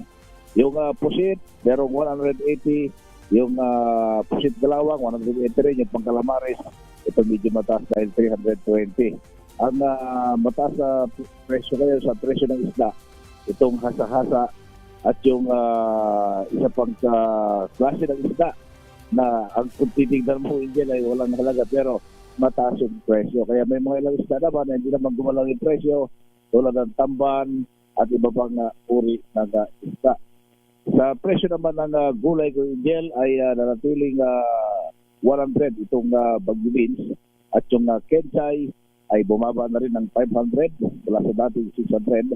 Habang ang celery, mabibili mo yun ng hanggang 150 pesos bawat kilo. Yung ampalaya, bababa na rin ay merong 150, merong itong kalabasa ay 50 pesos, sa kamatis merong 140 to 160, pero yung malalaki ko Angel ay hindi pa rin nagbago dahil nasa 200 pesos pa rin yung bawat kilo. Labanos, 120 ang talong, ito ay medyo mataas-taas pa rin dahil nasa 160. At yung maliliit na klase, mayroon ng 80 hanggang 100 pesos bawat kilo. Ang luya, 200. Ang sibuyas, umaba na rin ng 180 to 200 plus dati 300 pesos. Habang itong imported ay 160 pesos bawat kilo. At ang presyo naman ng prutas Angel ay walang paggalaw. Habang ang presyo ng bigas ay 40 pesos. Itong presyo ang pinakabababa ngayon. Yung red rice ay 80 pesos. Yung dinurado, 80 pesos. Sa malagkit, makakabili ka ng 58, merong 80 at pinakamagandang klase, 100 pesos. Ang Japanese rice, 56, red rice, 60 pesos. Ang asbin, 53, ang brown rice, 56, at ang bagong ani, ito pa rin yung 40 pesos, maliban doon sa klase ng 40 pesos bawat kilo. Kaya ito yung ating price monitoring report mula pa dito sa Pangulo Malabon, Arizona. At dito kinagulang sa DZRH, una sa Pilipinas, una sa Pilipinas. Maraming salamat Edwin at happy birthday kay Nilo Cabreros. Ayan bossing, binabati ka ng buong tropa ng mga poging mapitagan. Maganda umaga, Pilipinas! Ay, good morning din syempre kay Mayor Sani Mendoza, yung po sa Talisay, Batangas, Ambassador Harry Amping, good morning. At kay Congressman Kaador Plato. Kaador, good morning. Si Justice Max De Leon ng Court of Appeals. Justice Max, maraming salamat. Iba't palang pumili ng mani ito si Justice Max. Napipili niya, malalaki na, masasarap pa. Ayan, nilulutong mani ang kanyang ibang paborito ni Justice Max, Justice Energito, good morning. At saka si Justice Raul Villanueva, Ma'am Sally, yan mama ni Justice Villanueva. At saka si Chief Justice Alexander Gasmundo, good morning din po sa inyo. Syempre kay Justice Midas Marquez at sa lahat ng ating mga justices na nakatutok ngayong umaga, good morning po sa inyo. Mayor Seni Mendoza, nabanggit ko na kanina si Mayor Seni. Salamat po Ayan. Teka muna. Kahapon kasi kausap natin si Ginoong Paul Christian Cortez, ang head ng Digital Promotion and Utilization Department ng Land Bank. May mga ibinibida siya sa atin na pwede ho nating paglaanan ng ating mga deposito na bukod sa kumikita ka na ng interest, may insurance pa. May accident insurance at meron pang iba pang may insurance. Sandali. Asan ba yun Ito. Bukod pa nun sa Piso Plus. Okay, kasama na natin si Ginoong Paul Christian Cortez ng Land Bank. Sir Paul, magandang umaga po sa inyo. Magandang umaga rin sa atin, Sir Angel. Ayan, kahapon nabitin tayo ang daming nagtatanong. Number 1, pakiulit mo nga yung yung binabanggit mo kahapon na yung Piso Plus, pwede kang mag-open ng account. Walang minimum deposit at walang maintaining balance, So open yung para sa mga estudyante. Tsaka doon sa mga magre-remit, Pero hindi kumikita ng interest. Walang interest. Meron pong sir. Meron pong minimal na interest. Meron pa. Meron ding interest. Okay. Hindi ito yung may insurance. Iba ito. Iba pa, sir. Ang may insurance po ay yung ating OptiSaver Plus. OptiSaver. Okay. Paki-elaborate mo nga. Apo, ang OptiSaver Plus po, isa po itong produkto ng Land Bank kung saan po para po dun sa mga gustong mag-ipon, meron pong extra, katulad nga po nung nabanggit natin, no? Kung meron pa pong natira mula sa bonus ng December and you would like to save. Pero hindi pa po tayo ready dun sa mga investment opportunities like placing our funds po sa trust or treasury. Kung ang gusto po natin ay traditional pa po na pag-iimpok, gusto po natin na withdraw pero may mas mataas na interest at meron pong mga benepisyo tayong makukuha, OptiSaver Plus po yun. At as low as 50,000 pesos po, meron na po kayong, nakabundle na po ito sa personal accident. Meron na pong personal accidents coverage ito. Kapag po umabot ng 500,000 ang inyong deposito sa OptiSaver, pwede po ito, meron naman po itong kasama na life insurance. So ang interest rate po would range from 0.5 hanggang 4%. Depende sa laki ng ilalagay mo, ano ha? Magkano yung accident insurance coverage? Hanggang magkano siya? Naka-tier din po siya. For example po, meron po kayong 50,000 na deposito. Ang accident insurance din po niya ay 50,000 din po. Talaga ha? Tapos, yes po. May makukuha kang certification pero pag halimbawa na-aksidente ka, na ospital, pwede mong magamit? Yes po. Ano yun? Post-operation or post-hospitalization? O habang nasa ospital ko pwede? Depende po yun, no? So may mga iba't ibang cases po. Katulad po ng traditional na personal accident. So depende po kung kunyari po may naputol na daliri, paa, ganun. Okay. Tapos yung insurance mo naman, good for 1 year. Yung good personal, for 1 year. Hanggang magkano naman yon? Ang personal life insurance po, if I'm not mistaken, a couple of millions po yung maximum. Naka-tier din siya? Naka-tier din siya doon sa ano? Naka-tier din po siya. Baka naman baka naman sa interest kukunin yung premium nung bayad nun. Hindi, actually po mas mataas pa po yung interest na binibigay. Kasi po ang interest na lang po natin sa bangko ay very minimal na lang po eh. Hindi po aabot ng 1%. Pero if you increase po your deposit with OptiSaver, your interest rate po can go as high as 4%, which is significantly higher po kesa dun sa traditional na makukuha nyo. Kung magdideposito lang po kayo ng savings account. Okay. Yung bayad dun sa premium ng ng insurance, accident insurance, saka life insurance, hindi nakabawas yun. Baka naman ibabawas dun sa interest. Hindi? Hindi po. Hindi po yun nakabawas dun sa interest. Separate talaga yun. Nakabundle po talaga siya. Saan magagaling yung pambayad ng premium nun? Ano po ito parang it's a way po of the bank encouraging people to save. Ang sinasabi po natin, kapag po nagtitipid kayo, nag-i-invest kayo sa sarili ninyo, gusto rin po ng bangko na poprotektahan din po kayo. Ibig sabihin po, yung mga alalahanin natin, paano kapag nagkasakit ako? Paano kapag na-aksidente ako? So ngayon po, ini-encourage namin kayong mag-impok sa bangko at gayon din po, pinoprotektahan po kayo ng bangko. So parang libre yung insurance ko. Libre po talaga, sir. Oo. A minimum deposit 50,000. Wow. 50,000 po. So kung halimbawa ako, current depositor ako, meron akong 50,000, pwede ko nang ilipat muna yun sa OptiSaver? Yes po, pwede po. See. Okay, may binabanggit ka kahapon, actually ito na-avail ko na yung back-to-back end ba yun? Back-to-back end? Back-to-back loan po. Back-to-back loan.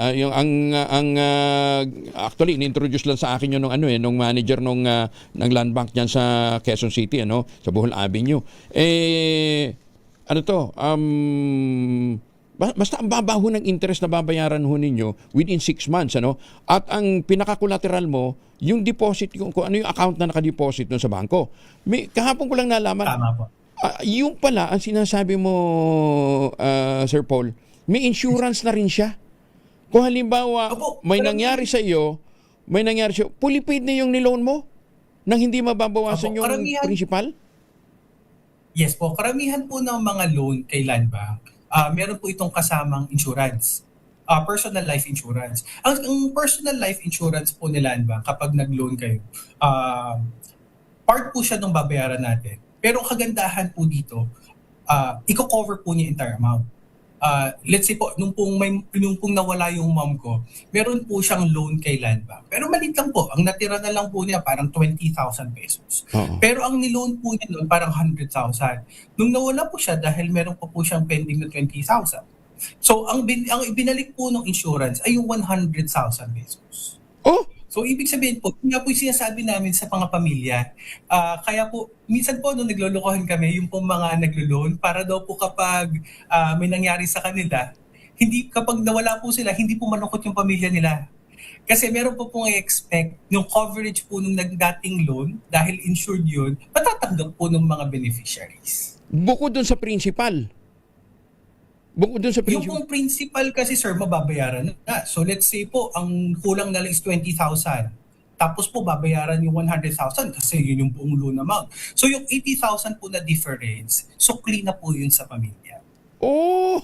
Galing makapunta nga na Land Bank mamaya. Ganun pala yun. Hindi, teka muna. Paano kung halimbawa, kasi mag-due in 6 months yung back-to-back end, paano yun?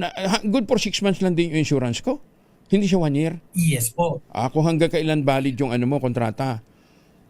Yes, yung back-to-back end ban, pwedeng gawing 1 year yun? Di ba pwedeng 6... pwede?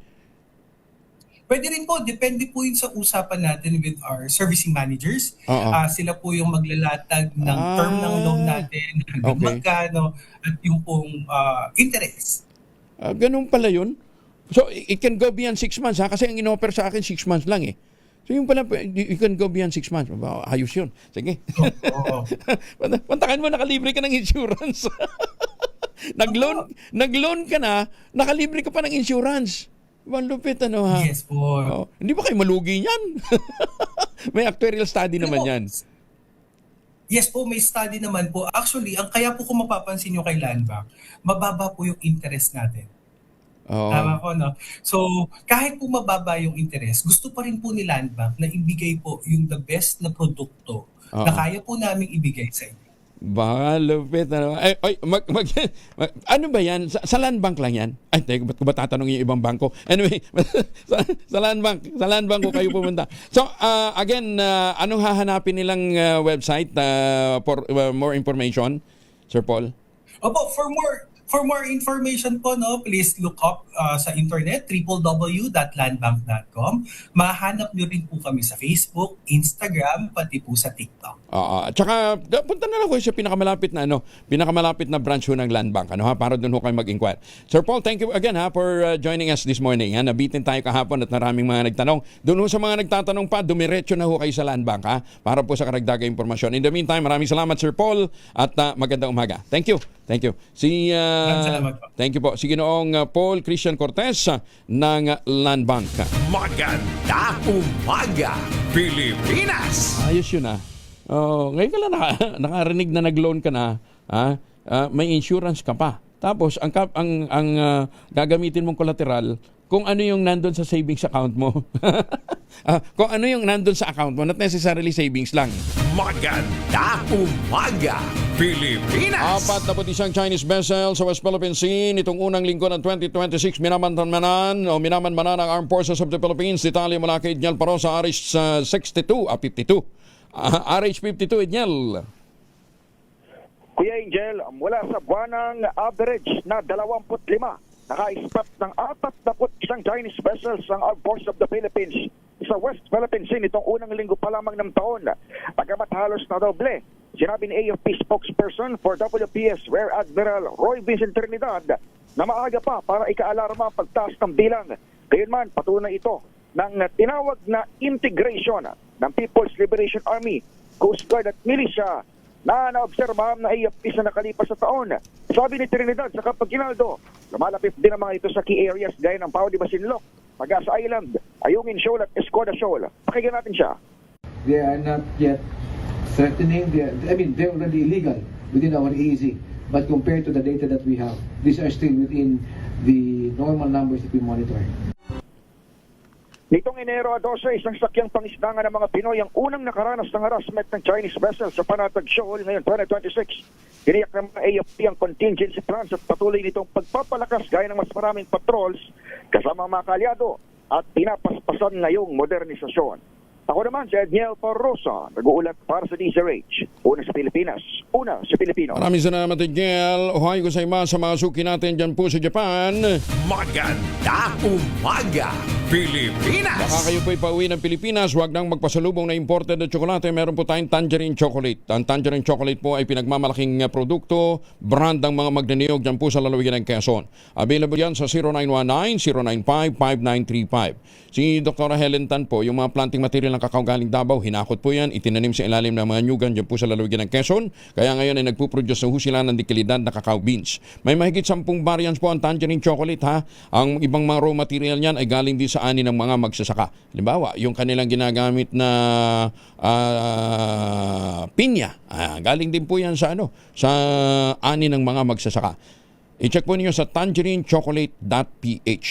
Sabi nga po ni Dr. Helen Tan, sino bang magmamalasakit sa Pilipino kundi ang kapwa Pilipino? Kaya sa bawat tangkilik natin ng Tangerine Chocolate, pinalalakas natin ang loob ng ating mga magsasaka, pinalalakas natin ang ating lokal na ekonomiya.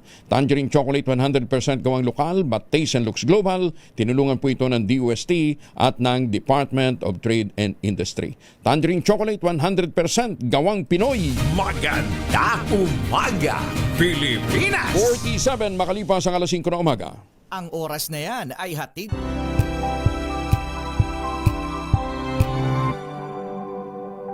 Umaga, Pilipinas!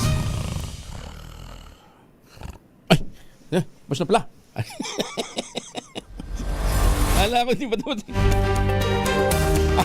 2 minuto na lamang po bago mag-aces sa umaga.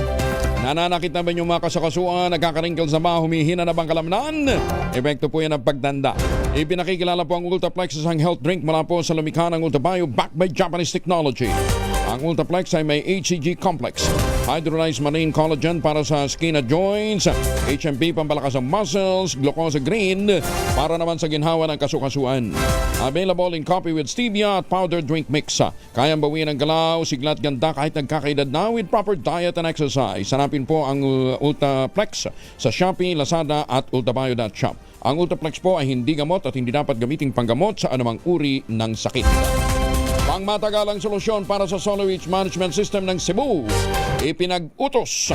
Detalye ng balita mula kay Bal Gonzalez, RH5 Bal. Kuya Angel, inaparakan na ni Environment Secretary Rafael Lutilla ang Environmental Management Bureau o EMB at DNR Region 7 na magsaluhan ang ng scope ang mati ang kaligtasan at containment o pag-control sa sanitary landfill sa Binali, Cebu. Ito'y habang binubuo ang mga pangmatagalang solusyon para sa solid waste management system ng nasabing lalawigan. Sa ngayon ay nagpapagawa na ng rapid appraisal at pagsusuri ang DNR Region 7 upang matukoy ang kinakailangang engineering measures at pagbuo ng rehabilitation plan para sa isang tapunan ng basura. Pinatutukoy ni Secretary Lopilla ang mga alternatibong disposal sites para sa Cebu City sa pamamagitan ng koordinasyon sa iba pang mga LGU upang matiyak ang walang patid na waste collection at proteksyon sa kalusugan ng publiko. Sa ngayon ay pinatawan na ng DNR ang Special Disease Order ng operator ng landfill na gumuho at kumisil ng maraming buhay sa barangay Binali, Cebu City. Ako si Bal Gonzalez, DZRH 2 na sa Pilipinas, una sa Pilipino. Maraming salamat, Bal! Susunod na po ang Diyos por Dos at ang ACS Balita. Kuya Angel po si Angelo Palmones, nag-iiwan sa inyo na isang magandang umaga. Magtanim ng kawayan para sa kalikasan at kabuhayan. Ang ating quote of the day ngayong araw nito ay mula po sa isang anonymous. Ang sabi niya, people are fighting in the name of political parties. But in reality, all political parties are together and looting the country. Dos por dos, susunod na sa ilang saglit. ACS, 1 minuto makalipas ang ACS na umaga. Maganda umaga, Pilipinas! This time check is brought to you by ACS Manufacturing Corporation, ISO certified, maker of world-class quality Pride detergent.